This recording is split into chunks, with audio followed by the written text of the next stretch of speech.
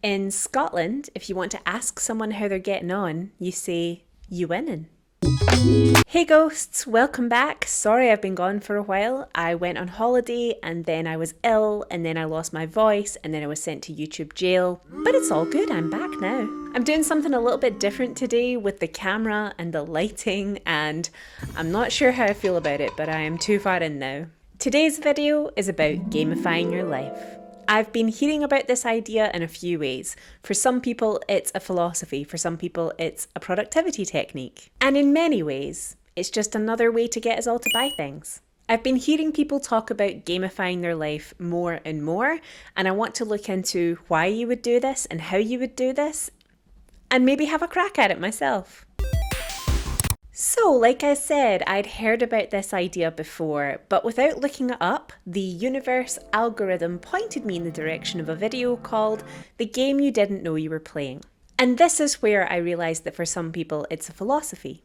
The video suggested that you imagine life as an open world video game. You have objectives, clear instructions on how to fulfill them, and then rewards for doing so. And so the idea is that you can achieve anything you want by just gamifying it.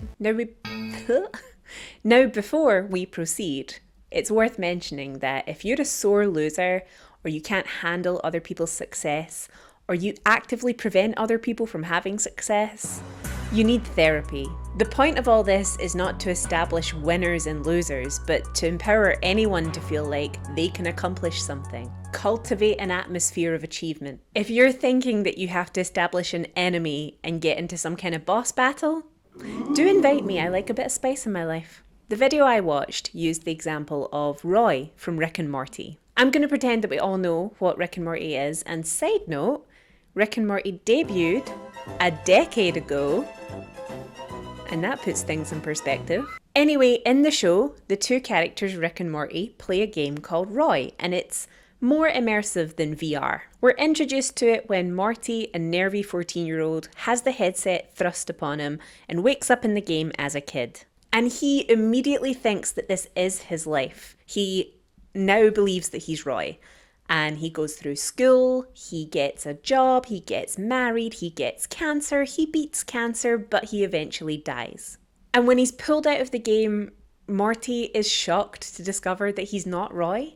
He really believed that that was his life. And convinced that he was Roy, Morty lived a very conventional life. And Rick roasts him for playing it safe. When Rick plays the game, he takes risks. Roy's living off the grid. He doesn't have a social security number, and we see him driving recklessly. Because Rick knows it's a game. When he puts on the VR headset, he understands that he is Rick pretending to be Roy. We have one character who hasn't lived a lot of his life yet, hasn't lived long enough to regret any choices, and so plays the game very conventionally. And we have another character who very much regrets his life choices and doesn't respect conventional living. So he's exploring alternative ways of life in the game. The video uses this example to make the point of, if you knew you could just live your life again, would you take more risks?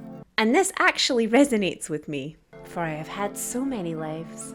Something I've never fully been on board with is the amount of defaults built into life. It's assumed that you're going to get married, and it's assumed that you're going to have kids. It's assumed that everybody wants to buy a house, and it's assumed that everybody wants to work a 9 to 5. And I'm not saying that I personally don't want any of those individual goals and don't respect other people who choose to do them, but I just wonder how often people really make the choice to do it, because it's just expected of everybody. And I understand that these things have come from a long history of rules and behaviours that have kept the human species alive. But we currently live in a time where it's totally not necessary for everyone to live the same path. Some of us just don't have the burning passion to do some of those things, and we don't feel any FOMO. It's interesting to me because I actually found myself in a similar situation to Rick once, and the therapists are going to have a field day with that one. I loved The Sims as a kid, And round about 2018, I decided that I was going to get back into it and play it every day. It was on my phone, so I could literally play it on and off at all times. And I created a character with pink hair, and she was an aspiring photographer, which was the closest career path that I could find in the game to filmmaking. She was living in a shared housing with other 20-somethings, and she had a girlfriend, and the game gets you to basically have a day job and work shifts so that you can save up money and then get opportunities in your career passion that you've chosen. And day after day, for a good few months, I was putting a lot of effort into this game. I was developing my character, and I was so excited that she was going to become a professional photographer. And it hit me like a ton of bricks one day that I was living a better life in this game than I was in real life.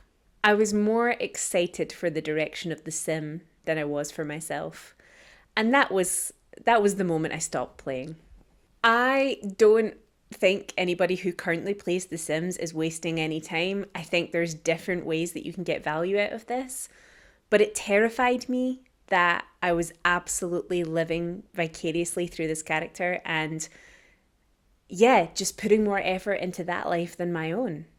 And this all ties in with the idea that if I had applied what that game was getting me to do to my own life, then I could in fact achieve my goals. At the time, I was also on a track that I didn't particularly love.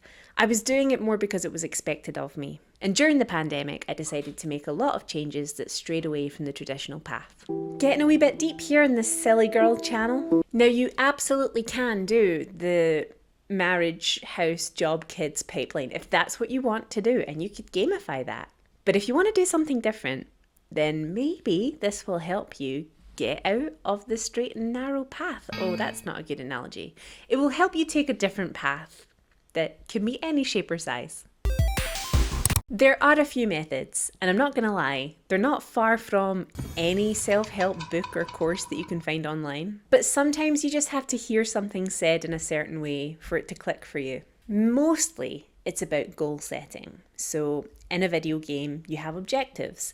So think about what it is that you want in your life and how do you make that into an objective for yourself. If you want to live off grid and break the law, then what are the steps that will lead you there? Quit your day job, buy a van, throw away your shoes. I don't know how you float at all times so that you're never in contact with the grid, but YouTube it, someone out there will know. And you have to be clear about what it is that you want to achieve. Once you have that clear goal, it's much easier for you to figure out the steps to get there. The video called The Game You Didn't Know You Were Playing suggests perfecting a technique and repeating it until you get the results you want.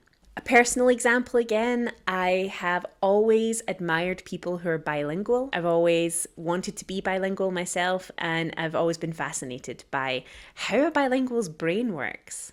I've been thinking about making a video about how learning languages stimulates your brain. I am so fascinated by this. So I had some basics in French from school, and France happens to be a country that I visit quite often, so I decided to learn French. And this has been going on for a few years. I have been using apps, I've been watching French media, I've been talking to French people, going to classes, being spit on by French people. Je rigole, le François est très gentil. I found out that I learned better when I could see the words written down, so I focused on the techniques that had that incorporated.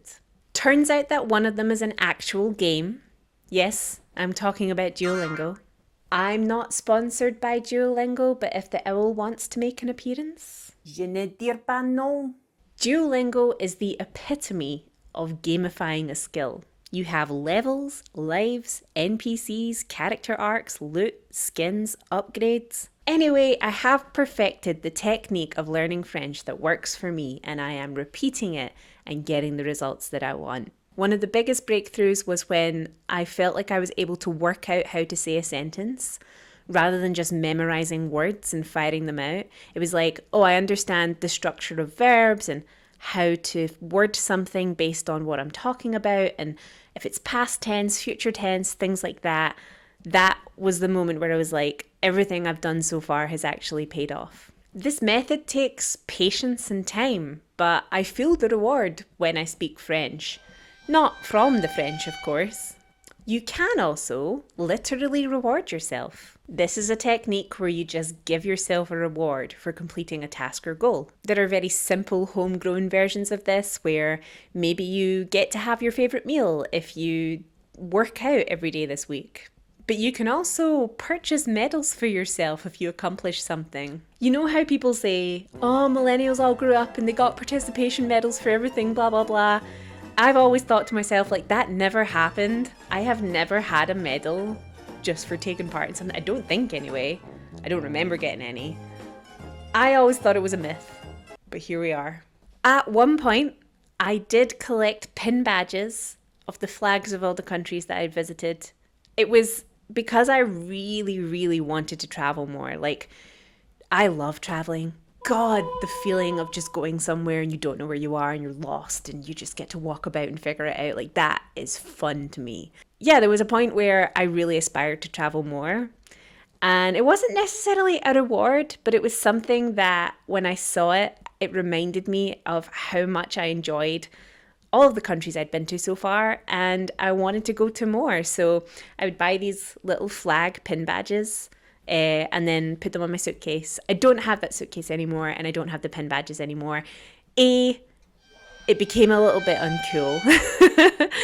And B, I've been so many places now that it was like hard. I mean, in one trip, one time, I went to like 5 different countries, so it was getting a little bit much. The other thing is that I have traveled so much that I actually have friends all over the world, and that is a reward in itself. Oh, I am so sappy. So, I am hoping to put this to the test in a more direct way, and I was thinking about ways that I could gamify my life that I could see the benefit.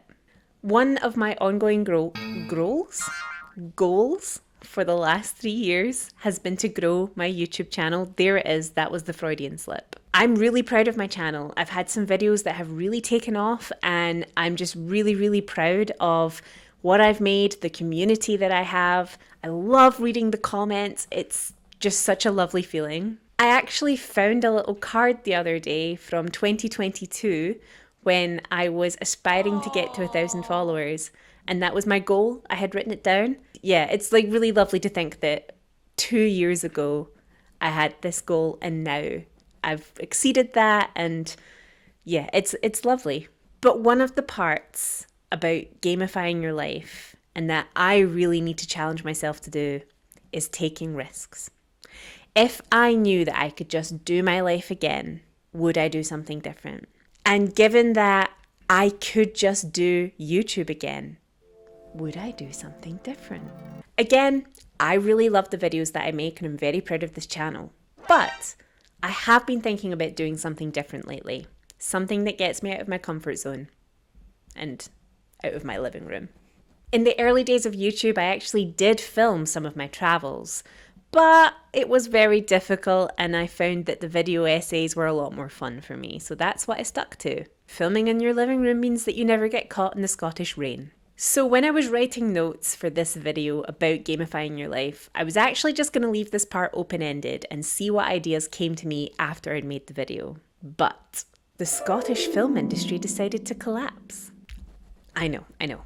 What Scottish film industry? We recently lost some opportunities for filmmakers to create things. There have been production companies shutting down, redundancies, a real crisis in the creative arts in Scotland. And long story short, I've had the idea to make a new YouTube channel. It's a channel where I make short films and I vlog the process of making these films, show the behind the scenes, show the different talent involved, and I also go to industry events and screenings and festivals and show people what that's like too. All of this will cultivate a community, and the channel will generate a revenue that I can put back in to making films. And ultimately, I would love it if I could commission other filmmakers in Scotland to make films. And hey, maybe even beyond Scotland one day, but we've got to break this goal down a little bit. I want this to be a positive reaction to what's happening around me at the moment. I didn't want to feel like there was nothing I could do, or I'll just wait for another opportunity to come along. I was like, if these opportunities are disappearing, then I've got to make my own. I want to help bring other people's ideas to life. I want to empower people to actually have a creative output. And I want to get people excited to see what's happening in filmmaking in Scotland. I want it to be respected and taken seriously and be something that people are excited about. So I'm gamifying this endeavour. I have a long-term goal. I have lots of short-term goals. I have actions. I have rules. I have really done a lot of planning. I have rewards in the form of monetization and then subsequently commissioning more film. And I'm playing it more risky. I'm going to get out of my living room. Well, I'll also film some things in my living room, but there will be a mixture. And I'm going to be ambitious with what I create. It's going to be a very different workflow to what I currently do with this channel, but I've really managed this. It's going to be great. And step 1 is asking you to support this new endeavour by subscribing to my new channel. It's called Sonora, and the link for it is in the description and possibly on screen somewhere right now. The first videos are coming in May. I am going to be vlogging about myself, my relationship with the film industry, what's happening in the film industry in Scotland, and I'm also going to be making a short film. The first Sonora film is in the works, and it's all about the duality of success and failure that creative people experience. I am going to show you behind the scenes on production, post-production, pre-production, said that all in the wrong order. I'm going to interview people, and I'm going to be talking a lot about what's going on in film, and I'm so excited to share it with you. And you can directly improve the Scottish film industry just by subscribing to my channel and watching the videos when they come out. But I'm not finished with this channel. I have so many more ideas for videos. I know I haven't been around for a little while, but I promise I've got some stuff in the works and I will be back very soon. So I hope this gave you some insight into what gamifying your life is and how to do it. And if you're feeling inspired, then give it a go. See you next time.